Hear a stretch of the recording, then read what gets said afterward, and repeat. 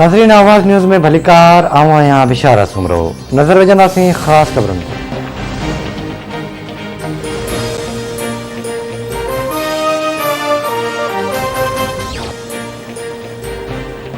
समूरे मुल्क जी सिंध के नंढनि वॾनि शहरनि में हज़रत इमाम हुसैन अलैहिस्सलाम जी अज़ीम क़ुर्बानी के भेटा पेश करण लाइ चालीहे जे मौक़े ते मातमी जुलूस बरामद किया पिया वञनि। कराची के नश्तर पार्क वारे इलाइक़े में मरकज़ी मातमी जुलूस बरामद थींदो जेको मुख़्तलिफ़ गुज़रगाहुनि खां थींदो ईरानिया हसानिया इमाम बारगाह ते नहर थींदो। चालीहे जे मौक़े ते सिंध में मोटरसाइकिल जी ॿेल सवारी ते पाबंदी हूंदी।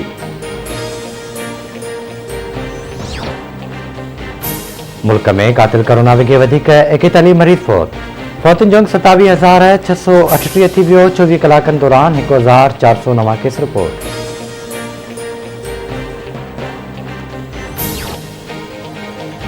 शरीफ कुटुंब के वडो रिलीफ। बरतानवी अदालत नून लीग के सदर शहबाज शरीफ और संदस कुटुंब के मनी लॉन्ड्रिंग और मुजरमानी सरगर्मियों के इल्जामन में बाइज़त बरी कर छो। बरतानवी नेशनल क्राइम एजेंसी अदालत में रिपोर्ट जमा कराइंदे चयो त शहबाज शरीफ सलेमान शहबाज और संदस कुटुंब के बियन अकाउंट्स में मनी लॉन्ड्रिंग करप्शन और मुजरमानी सरगर्मी जो को भी सबूत सामू न आयो। रिपोर्ट बाद अदालत शरीफ कुटुंब के बाइज़त बरी कंदे संदन मंजमंद कयल अकाउंट्स भी बहाल करने जो हुकुम ॾेई छॾियो।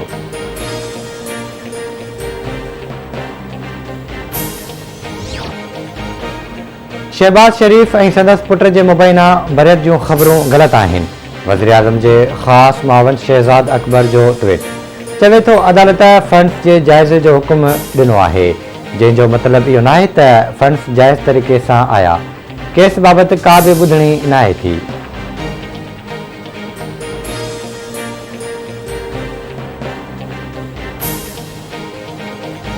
चीफ मिनिस्टर बैठे हैं, मैं ये भी आपको कहूंगा कि इसको रिकंसिडर करें। जो हम ये बंडल आइलैंड का प्रोजेक्ट है, इससे सारा फायदा सिंध को है, प्रॉफिट सिंध को है, नौकरियां सिंध को मिलेंगी, कराची के ऊपर से प्रेशर उतरेगा, बाकी कराची के मसले हैं। और उन कराची के मसलों के लिए फिर से फेडरल गवर्नमेंट और सिंध गवर्नमेंट को बिल्कुल मिलकर चलना पड़ेगा, क्योंकि इंटरकनेक्टेड है। कराची कोई फेडरल गवर्नमेंट हम कुछ नहीं कर सकते जब तक कि पूरी कॉपरेशन प्रोविंशियल गवर्नमेंट की ना हो, और कई चीज़ें हैं जो प्रोविंशियल गवर्नमेंट खुद नहीं कर सकती फेडरल गवर्नमेंट के बगैर। तो जो भी हमारे पॉलिटिकल डिफरेंसेस के बावजूद हमें मुल्क की खातिर, सिंध की खातिर, हमें इसको पूरी तरह कराची में इकट्ठे मिलकर चलना पड़ेगा।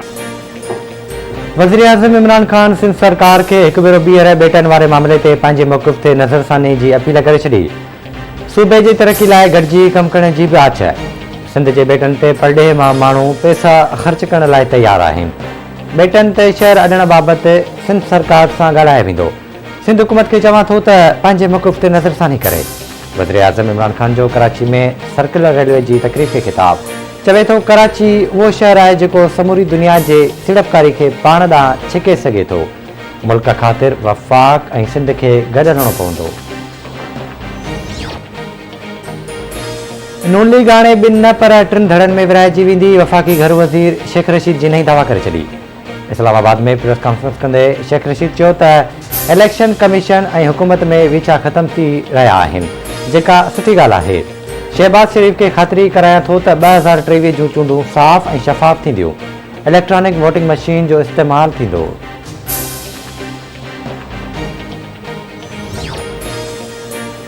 सब मुतफ़िक़ आहियूं त असांजे घर और पार्टी जो सरबराह नवाज़ शरीफ है। हमज़ा शहबाज सुठो इंसान है, पर असांजी सोच और तरीक़ेकार मुख़्तलिफ़ थी सके थो।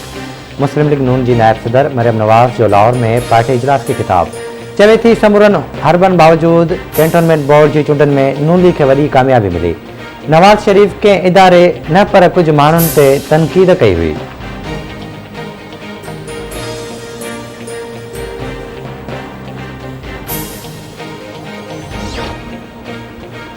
नारो में चूंडको भरिसां जाड़न टकरन वट हथियारबंद नथा जोगी कलादी कतल। सोराब पुलिस और मक़तूल जा वारिस लाश खणाए चूंडको अस्पताल पहुता। पोस्टमार्टम बाद लाश वारसन हवाले।